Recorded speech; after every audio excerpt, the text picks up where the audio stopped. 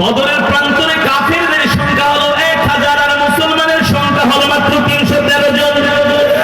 কথা বলে আল্লাহ বিজয় দান করেছেন কি করেছেন না? 1000 কাফেরের উপরে আল্লাহ তাআলা 313 জন মুসলমানকে বিজয় দান করেছেন। সে আল্লাহ আছেন কি আছেন না? ওই বদরের যুদ্ধে মুসলমানের সংখ্যা ছিল মাত্র 313 জন, কাফেরদের সংখ্যা ছিল 1000। 1000 এর মধ্যে 70 জন কাফেরকে মুসলমানরা নিহত করেছেন। 70 জন পালোয়ান কাফেরদের মধ্যে ওদেরকে মুসলমানরা গলা কাটা করে হত্যা করেছেন। আল্লাহু আকবার। আরো 70 জনকে মুসলমান বন্দী করেছেন। মাত্র মুসলমানদের মধ্যে শহীদ হয়েছে 14 জন। আল্লাহু আকবার। 14 জনের রক্তের বিনিময়ে আল্লাহ তাআলা বৃহত্তর একটা কাফের দলের উপরে ক্ষুদ্র একটা দলকে আল্লাহ বিজয় দিয়েছে। আল্লাহু আকবার। ইসলামের ইতিহাসে আরেকটা সবচেয়ে বড় রক্তক্ষয়ী যুদ্ধ, কি ক্ষয়ী? রক্তক্ষয়ী বুঝেন তো? সবচেয়ে বড় রক্তক্ষয়ী যুদ্ধ, ইসলামের ইতিহাসে সবচেয়ে বড় যুদ্ধ, ভয়ঙ্কর থেকে ভয়ঙ্কর যুদ্ধ রোমানদের সাথে হয়েছিল। কাদের সাথে? আল্লাহর নবী সরকারে দো আলম এই যুদ্ধে বিজয় অর্জন করার পরে সারা পৃথিবীতে মুসলমানদের মর্যাদা বেড়ে গিয়েছে এই যুদ্ধের পরে। আরে মিয়া, যুদ্ধ না করলে কোনদিন আপনার সম্মান বাড়বে না, মর্যাদা বাড়বে না, আধিপত্য কর্তৃত্ব বাড়বে না। যদি যুদ্ধ ছাড়াই টাঙ্গাইলের চমচমের মতো, টেকেনাডের রসগোল্লার মতো খাইয়া দিতে, বাংলাদেশকে স্বাধীন করা দরকার ছিল। এখন আমরা পাকিস্তানিদের লাঠি কোথা খেতাম। কথা বলেন, কথা বলেন। যুদ্ধ করে এই দেশ স্বাধীন হয়েছে 30 লক্ষ শহীদের বিনিময়ে। ঠিক কিনা বলেন? ঠিক না? যে কোনো দেশ স্বাধীন হতে গেলে, নিজের আত্মমর্যাদা রক্ষা করতে গেলে, সম্মান বাড়াইতে হলে রক্ত দিতে হবে। এই যুদ্ধের পরে সারা পৃথিবীতে মুসলমানদের জয় জয় অবস্থা শুরু হয়ে গেছে। সারা পৃথিবীতে রোম পারস্যের কাফেররা মুসলমানদেরকে দেখলেই মাথা নত করত। এই যুদ্ধের পরে, যে যুদ্ধের কথা বলছি, আল্লাহর নবী রাহমাতুল লিল আলামিন তার প্রিয় সাহাবী হারিস বিন উমাইয়া রাদিয়াল্লাহু তাআলা আনহুকে ইসলামের বার্তা নিয়ে, দ্বীনের দাওয়াত নিয়ে একটা পত্র প্রেরণ করলেন রোমান বাদশা হিরাক্লিয়াসের কাছে। এই হিরাক্লিয়াস, আমি মুহাম্মদ সাল্লাল্লাহু আলাইহি ওয়াসাল্লাম আল্লাহর নবী বলছি, আমি তোমাকে দ্বীনের দাওয়াত দিচ্ছি। ইন্নাদ দীনা ইনদাল্লাহিল ইসলাম, আল্লাহ তাআলার কাছে মনোনীত ধর্ম হলো ইসলাম। একমাত্র শান্তির ধর্ম, মুক্তির ধর্মের দিকে আমি তোমাকে আহ্বান করছি। তুমি কালেমা পড়ে ইসলাম ধর্ম গ্রহণ করো। এই দাওয়াত যে কোনো দেশের রাষ্ট্রপ্রধানরা যে কোনো দেশে পাঠাতে পারেন। এটা আন্তর্জাতিক আইন। আন্তর্জাতিক আইন হলো আপনি যে কোনো দেশকে, আপনি যে কোনো বিষয়ে আপনি দাওয়াত দিতে পারেন, পত্র লিখতে পারেন, ব্যবসায়ী চুক্তি করতে পারেন, যে কোনো চুক্তি করতে পারেন। এটা আন্তর্জাতিক আইনের মধ্যে আছে। আল্লাহর নবী উমাইর বিন হারিস রাদিয়াল্লাহু তাআলা আনহুকে পত্র দিয়ে রোমের বাদশার কাছে পাঠালেন। রোমের বাদশার সৈন্যরা আল্লাহর নবী রাহমাতুল লিল আলামিনের সাহাবীকে আটক করলেন। নাউযুবিল্লাহ বলেন। হাত বাঁধলেন, পা বাঁধলেন। রোমান বাদশার নির্দেশে আল্লাহর নবীর সাহাবীকে তারা সাথে সাথে শহীদ করে দিলেন। বলেন নাউযুবিল্লাহ। আল্লাহর নবীর চিঠিটাকে 2 টুকরো করে মাটির মধ্যে ফেলে তারা থুতু মারলেন। বলেন নাউযুবিল্লাহ। আল্লাহর নবীর সাহাবীর লাশটা তারা মদিনায় পাঠিয়ে দিলেন। আর বললেন, দেখো মুহাম্মদ, আমাদের কাছে তুমি তোমার কালেমার দাওয়াত পৌঁছানোর পরিণতি দেখো কতটা ভয়ঙ্কর। সাহাবীর এই দৃশ্য দেখে আল্লাহর নবী সহ্য করতে পারলেন না। রাহমাতুল লিল আলামিনের চোখ থেকে জ্বর জ্বর করে পানি পড়তেছে। সাহাবীরা মসজিদে নববীতে হাজির হয়ে গেলেন। আল্লাহর নবীর চোখের পানি দেখে সাহাবীরা দাঁড়ায় গেলেন আর বললেন, আল্লাহর নবী, আমরা রোমানদেরকে ছাড়বো না। আমার ভাইকে তারা শহীদ করেছে, আমরা রক্তের বদলে রক্তের বদলা নিব। আল্লাহু আকবার। জোরে বলেন আল্লাহু আকবার। তৎকালীন সময়ে রোমানরা ছিল পৃথিবীর সুপার পাওয়ার। পৃথিবীর তৎকালীন রোমানরা ছিল পৃথিবীর সুপার পাওয়ার। তাদের অর্থের অভাব ছিল না, সৈন্যের অভাব ছিল না, অস্ত্রের অভাব ছিল না। কিন্তু মুসলমান এতই দুর্বল ছিল, মাত্র ৩,০০০ সাহাবী মসজিদে নববীতে একত্রিত হলেন। কয় হাজার? মাত্র ৩,০০০ সাহাবীকে আল্লাহর নবী নির্দেশ দিলেন, যাও যাও তোমরা রোমানদের বিরুদ্ধে লড়াই করবা। কিন্তু রোমানদের সৈন্য তো আর ১০,০০০, ২০,০০০, ৩০,০০০, ৫০,০০০, ১ লাখ না। রোমানদের সৈন্য সংখ্যা হলো ২ লাখ।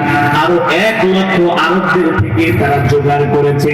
বিভিন্ন আরব গোত্ররা তাদেরকে সাহায্য করেছে আরো ১ লক্ষ সৈন্য দিয়া। তার মানে ৩ লক্ষ সৈন্যের বিরুদ্ধে ৩,০০০ মুসলমান সাহাবীরা জিহাদ করেছেন। আল্লাহু আকবার। ৩,০০০ মুসলমান বাহিনী আর ৩ লক্ষ কাফেরের বিরুদ্ধে লড়াই। এ তো এক অসম যুদ্ধ, ঠিক কিনা বলেন? এ তো এক বাঁচা মরার লড়াই। বর্তমানে পৃথিবীর যারা আন্তর্জাতিক বিশ্লেষক আছেন, সমরবিদ আছেন, এই ঘটনা, এই ইতিহাস পড়লে তাদের মাথায় নষ্ট হয়ে যায়। কখনো ৩,০০০ মুসলমানরা ৩ লক্ষ কাফেরের বিরুদ্ধে লড়াই করে জিতা সম্ভব? কিন্তু সাহাবীরা দাঁড়ায় বললেন, আল্লাহর নবী নির্দেশ দেন, আমরা একজন মুজাহিদ বেঁচে থাকা সত্ত্বেও শেষ রক্তবিন্দু দিয়ে আমরা আমার ভাইদের হত্যার প্রতিশোধ নিব। আল্লাহু আকবার। ৩,০০০ সাহাবী দাঁড়ায় গেলেন। আল্লাহর নবী ৩,০০০ বাহিনীকে প্রস্তুত করলেন। আরে যুদ্ধের ময়দানে মুসলমান অস্ত্রের জোরে জিতে না, সৈন্যের জোরে জিতে না, ক্ষমতার বলে জিতে না। ইমানদার মুসলমান যুদ্ধের ময়দানে বিজয় অর্জন করে আল্লাহর সাহায্যে। ঠিক কি বলেন? আপনারা ভালো করে রিসার্চ করেন, অ্যানালাইসিস করেন। আমেরিকা লক্ষ লক্ষ আমেরিকান সৈন্য নিয়ে, মেরিন সৈন্য নিয়ে, তারা তাদের এমন সৈন্য তাদের প্রশিক্ষণ দেওয়া হয় যারা কিনা রাতের আধারে মরুভূমির মধ্যে ছেড়ে দিলে তারা ১-১.৫ মাস পর্যন্ত তারা তাদের কমান্ডো বাহিনী দিয়া এমন ভাবে যুদ্ধ পরিচালনা করে, পৃথিবীর কোন মানুষের সাথে তাদের সম্পর্ক থাকে না বিজয় অর্জন করা ছাড়া। এমন সৈন্য সংখ্যা আমেরিকার কম হলেও ৫ লক্ষের উপরে। কমান্ডো বাহিনী বুঝছেন তো? তারা জঙ্গলে থেকে, পাহাড়ে থেকে, মরুভূমিতে থেকে, সমুদ্র থেকে তারা যুদ্ধ করতে পারে, এমন তাদের ট্রেনিং দেওয়া হয়েছে। এমন সৈন্য সংখ্যা আছে কমান্ডো বাহিনী ৫ লক্ষ, যাদেরকে বলা হয় দুর্দশ। এই সব সৈন্য নিয়ে তারা আফগানিস্তানে হামলা করেছিল। দুর্বল আফগানদের সাথে তারা পারে না। ইরাকে তারা হামলা করেছিল, ইরাক থেকে তারা বিতাড়িত হয়েছে। ঠিক কেন বলেন? তারা লিবিয়ায় হামলা করেছিল, লিবিয়া থেকে তারা বিতাড়িত হয়েছে। কোথাও কিন্তু তাদের বিজয়ে আনতে পারছে, কোথাও তাদের আজ পর্যন্ত কোনো নজির নাই। যে দেশে তারা যুদ্ধ করতে গেছে, লাস্টে ১০-২০ বছর যুদ্ধ করার পরে নাকে খপ দিয়া, লেজ ঢুকায়া, বিড়ালের মতো, কুকুরের মতো পালায় আসতে বাধ্য। ঠিক না? অস্ত্রের মধ্যে যদি যুদ্ধে জিতে যেত, আফগান মানুষের সাথে জিততে পারত। তার মানে অস্ত্র দিয়া যুদ্ধে জিতা যায় না। কিছু সময়ের জন্য মানুষের জান মালের ক্ষতি সাধন করা যায়, একটা জমিন, একটা দেশকে তছনছ করে দেওয়া যায় কিছু সময়ের জন্য, কিন্তু চূড়ান্ত বিজয় তাদের কপালে জুটে না। ঠিক আল্লাহ নবী রাহমাতুল লিল আলামিন ৩,০০০ সৈন্য ডাক দিলেন, আইনা যায়েদ বিন হারেসা, আমার ছেলে যায়েদ বিন হারেসা কোথায়? আল্লাহর নবীর পালক পুত্র যায়েদ বিন হারেসা বলেন, লাব্বাইক ওয়া সাদাইক ইয়া রাসূলুল্লাহ। ওগো আমার পিতা, আমি যায়েদ দাঁড়ায় গেছি। আল্লাহ নবী বললেন, শোনো শোনো, সর্বপ্রথম তুমি যুদ্ধের ময়দানে ইসলামের ঝান্ডা বহন করবা, সর্বপ্রথম তুমি সেনাপতির দায়িত্ব পালন করবা। এক নম্বরে যায়েদ বিন হারেসা, দুই নম্বরে ডাক দিলেন, আইনা আখি জাফর বিন আবি তালিব, আমার ভাই জাফর বিন আবি তালিব কোথায়? জাফর বিন আবি তালিব দাঁড়ায় গেলেন, লাব্বাইক ওয়া সাদাইক ইয়া রাসূলুল্লাহ। রাহমাতুল্লিল আলামিন বললেন, জাফর, দুই নম্বরে তুমি ঝান্ডা তোমার হাতে তুলে নিবা, দুই নম্বরে তুমি যুদ্ধের ময়দানে সেনাপতির দায়িত্ব পালন করবা। তিন নম্বরে আল্লাহর নবী ডাক দিলেন, আইনা আব্দুল্লাহ বিন রাওহা, আমার প্রিয় সাহাবী আব্দুল্লাহ বিন রাওহা কোথায়? আব্দুল্লাহ বিন রাওহা দাঁড়ায় গেলেন। আল্লাহর নবী বললেন, তিন নম্বরে তুমি যুদ্ধের ময়দানে কালেমার ঝান্ডা নিবা, সেনাপতির দায়িত্ব পালন করবা। আল্লাহর নবী এতদিন পর্যন্ত যত যুদ্ধে পাঠিয়েছেন সেনাপতি ছিলেন একজন, কিন্তু আজকে যুদ্ধের ময়দানে সেনাপতি তিনজনের। মানে হলো একজন আর যুদ্ধের ময়দান থেকে ফিরে আসবে না, তিনজনই আল্লাহর জমিনে আল্লাহর দ্বীন কায়েম করার জন্য শহীদ হয়ে যাবে। আল্লাহু আকবার, বড় বড় আল্লাহু আকবার। আল্লাহর নবী তিনজনের নাম ঘোষণা করলেন, এবার বললেন, যাও যাও তোমরা যুদ্ধের জন্য প্রস্তুতি গ্রহণ করো। রাহমাতুল্লিল আলামিন বললেন, যায়েদ তুমি তোমার মায়ের কাছ থেকে বিদায় নিয়ে আসো, জানি আর কোনদিন যুদ্ধের ময়দান থেকে ফিরে। আল্লাহ আল্লাহ, কি ছিল সাহাবীদের ঈমান! আরে কি ছিল সাহাবীদের ঈমান! কেমন ছিল সাহাবীদের ঈমান! তাদের ঈমান কত মজবুত ছিল, তাদের ঈমান কত শক্তিশালী ছিল, জানে যুদ্ধের ময়দানে গেলে আর কোনদিন ফিরে আসবে না। আল্লাহু আকবার। আল্লাহ নবী বললেন, যাও যাও তুমি তোমার মায়ের সাথে দেখা করে এসো। যায়েদ বিন হারেসা দাঁড়ায় বলে বললেন, নবী আপনি আমার বাবা, আম্মা জান আয়েশা আমার মা আয়েশা রাদিয়াল্লাহু তাআলা আনহা আমার মায়ের সাথে এখানে আছে। আল্লাহু আকবার, আমার যাওয়ার দরকার নেই। আল্লাহ বললেন, জাফর যাও তুমি বাড়িতে গিয়ে বিদায় নিয়ে এসো। জাফর বিন দৌড়ে বাড়ি থেকে রওনা শুরু করলেন। কেবলমাত্র জাফর বিন আবি তালিব হিজরত করে কেবলমাত্র মদিনায় আসছে, মাত্র 2-1 দিন হয়েছে। জাফর বিন আবি তালিবের ছোট ছোট বাচ্চাগুলো তার বাবাকে দেখে দৌড়ে আসছে, এসে কেউ কোলে উঠে, কেউ কাঁধে উঠে, কেউ বাবাকে চুমু দেয়, আবার বলে, বাবা আমাদেরকে নিয়ে ঘুরতে যাও।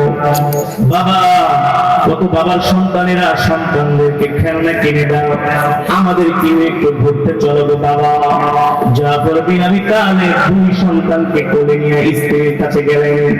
প্রিয়তমা স্ত্রী স্বামীর জন্য রান্না করতেছেন।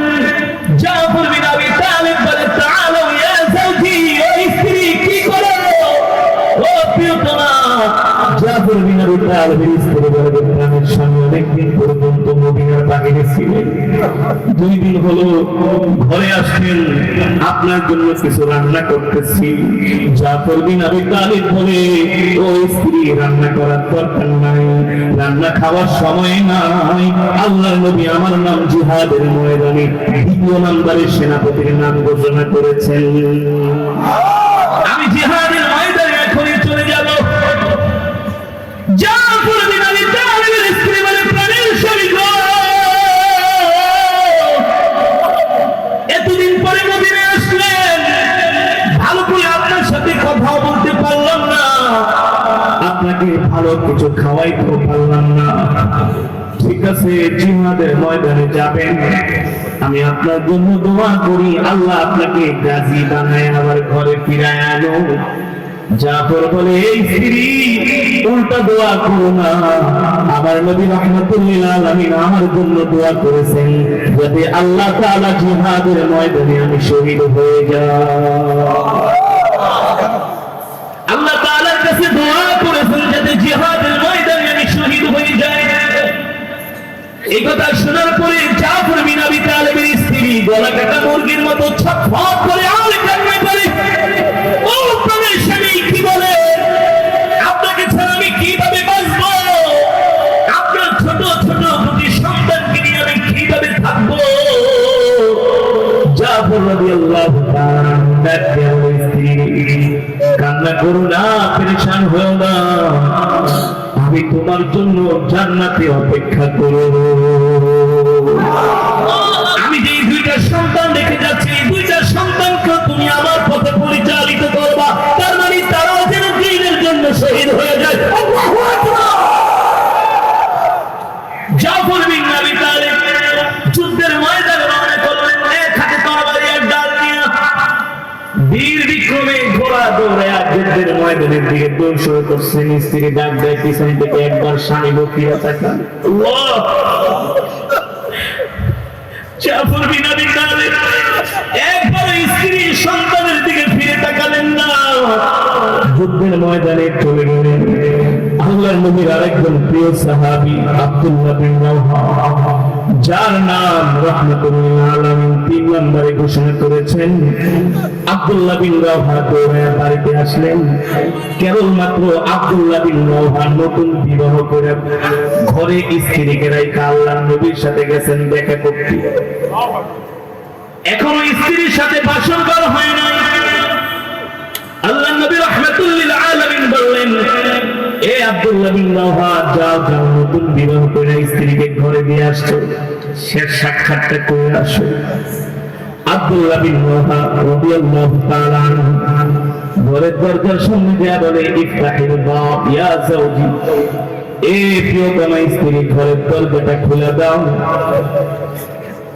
আব্দুল্লাহ বিন রাওহা রাদিয়াল্লাহু তাআলা আনহু স্ত্রী ঘরের দরজা খুলে দিলেন, আর স্বামীকে ডাকতেছেন, তার ও প্রাণের স্বামী, ঘরে আসেন, ঘরে আসেন, ঘরে আসেন।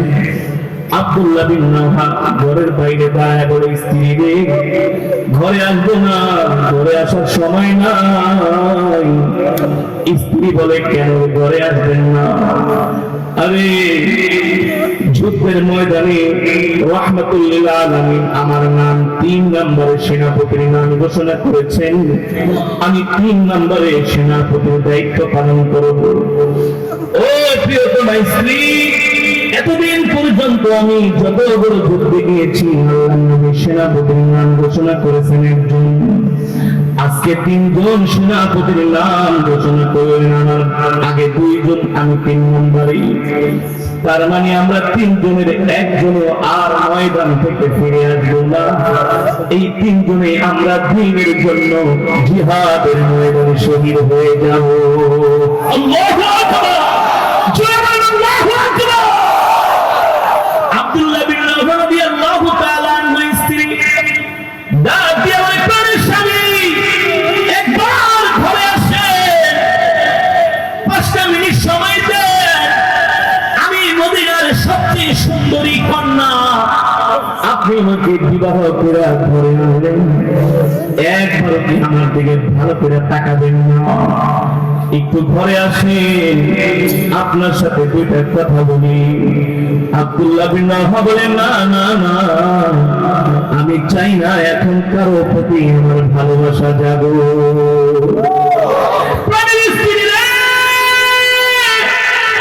আমার জন্য জান্নাতের সর্বপ্রিয় অপেক্ষা করা হচ্ছে, জান্নাতের খুশবুর ঘ্রাণ আমি আমার নাকের মধ্যে পাইতেছি। আল্লাহু আকবার, জয় বলেন আল্লাহু আকবার।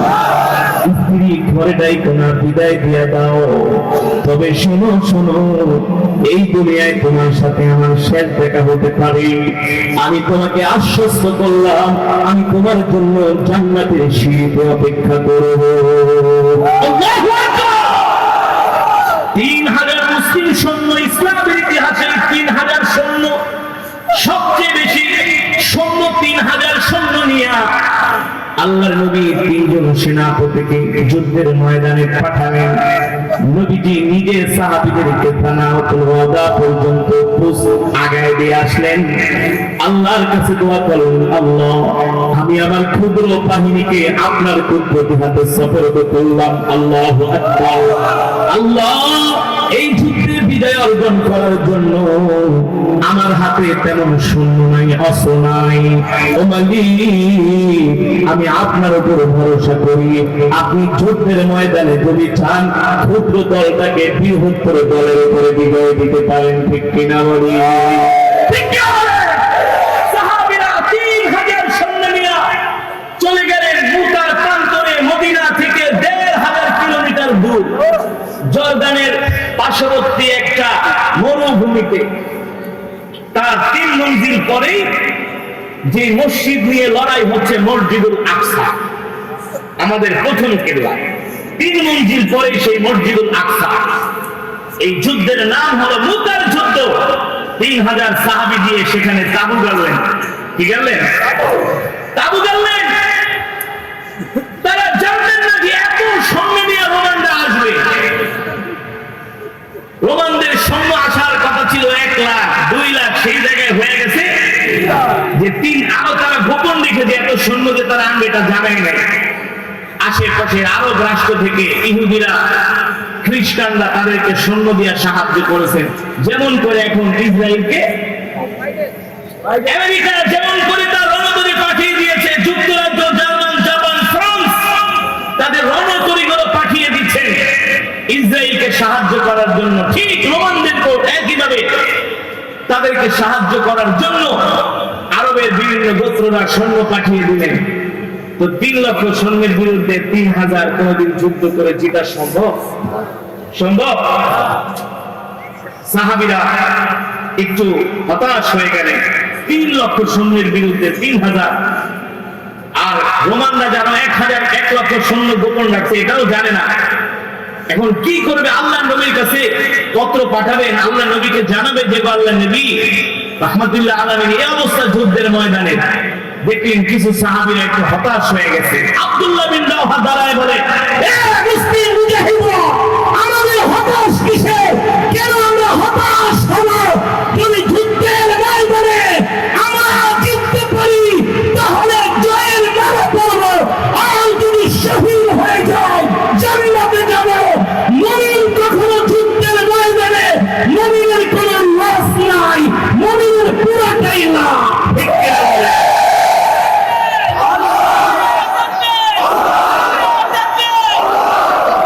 যদি আমরা শহীদ হয়ে যাই যাব জান্নাতে। কোথায়? শহীদ হয়ে গেলে কোথায় যাব? আর যদি আমরা বিজয় অর্জন করি তাহলে আমাদের আত্মমর্যাদা বাড়বে, সম্মান বাড়বে। ঠিক কি বলে? আমাদের লসের কিছুই নাই, পুরোটাই লাভ। সুবহানাল্লাহ। ঠিক হামাস যোদ্ধারা সেটাই বলছে, আমাদের হারার কিছুই নাই। যদি ইসরায়েলের সাথে লড়াই করে আমরা লড়াই করতে করতে যদি আমরা শহীদ হয়ে যাই, আমরা আল্লাহর জান্নাতে পৌঁছে যাব। আর যদি আমরা তাদের হাতে তাদের সাথে লড়াই করে শেষ রক্তবিন্দু দিয়ে আমরা লড়াই করে যাব, তারপরও বাতিলের কাছে মাথা নত করব না, যাতে করে মুসলিম মুনাফিক শাসকগুলো দেখতে পারে আমরা আল্লাহর জমিনে আল্লাহর দ্বীন মসজিদুল আকসার জন্য জীবন দিয়েছি। আছে তাদের কোনো লস আছে? লস নাই। একে একে একেবারে সংক্ষিপ্ত করে আমি ইতিহাসটা আপনাদেরকে শোনাচ্ছি। একে একে 3 জন সেনাপতি যুদ্ধের ময়দানে শহীদ হয়ে গেলেন। 3 জনই শহীদ হয়ে গেলেন। লাস্টে খালিদ বিন ওয়ালিদ রাদিয়াল্লাহু তাআলা আনহুর নেতৃত্বে 3 লক্ষ রোমান বাহিনীকে 3000 মুসলমান পরাজিত করেছে। এই যুদ্ধে জিতার পরে সারা পৃথিবীতে মুসলমানদের মর্যাদা, সম্মান, ইজ্জত, আধিপত্য, কর্তৃত্ব এমন ভাবে বাড়ছে, কোন কাফের মদিনার মুসলমানদের সামনে মাথা উঁচু করে কথা বলার সাহস পায় না। এখন যদি 57টি দেশের মুসলিম রাষ্ট্রপ্রধান এক হয়ে হয় মরবো না হয় বাঁচবো, আমাদের লসের কিছু নাই। ইসরায়েলকে যদি তারা এমন একটা মাল দিতে পারে, এই আমেরিকা আর কোনদিন মুসলমানের সামনে মাথা উঁচু করে কথা বলার সাহস পাবে। আজকে মুসলমানের এই পতন কারণ কি? কেউ ক্ষমতা ছাড়তে চায় না। সবার মধ্যে যারা মুসলিম শাসক সবগুলো আরবের 10টা 15টা করে দিয়ে দিচ্ছে। সবার মধ্যে নারীর লোক, কিসের লোক? ক্ষমতার লোক, নারীর লোক।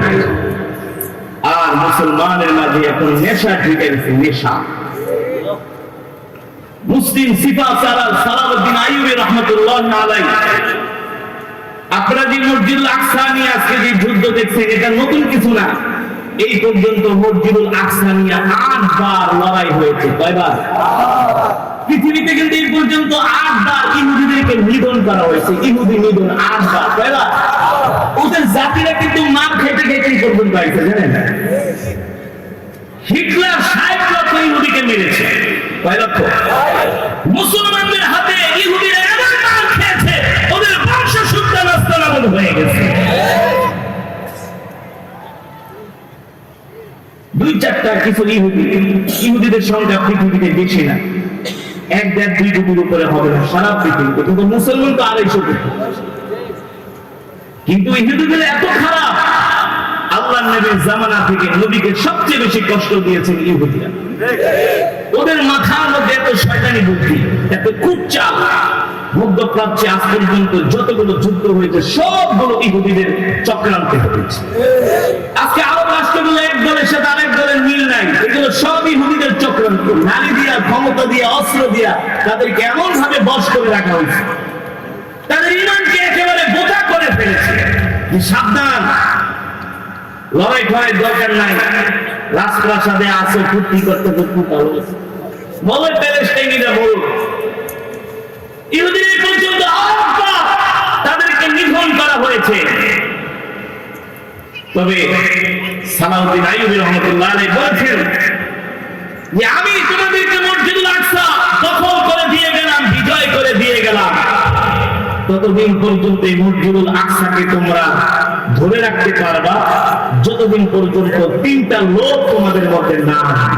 কয়টা? 1 নম্বরে, যেদিন থেকে মুসলিম শাসকদের মাঝে ক্ষমতার লোভ চলে আসবে। কিসের লোভ? ক্ষমতার লোভ। যে কোনো মুসলিম দেশের শাসকরা সৌদির বাদশার বিরুদ্ধে যদি আপনি কথা বলেন, একটা কথা যদি আপনি বলেন, আপনাকে সেকেন্ডের মধ্যে গায়েব করে দেবে। আমি মিশরে পড়াশোনা করতাম, বর্তমানে মিশরের যে প্রেসিডেন্ট, সেনাপ্রধান আব্দুল ফাত্তাহ সিসি, সেই হিসাবে আমাদের হাসিনা প্রধানমন্ত্রী খালেদা অনেক ভালো ছিল। তাও তাদের বিরুদ্ধে আমরা অনেক কথা বলি না মাহফিলে।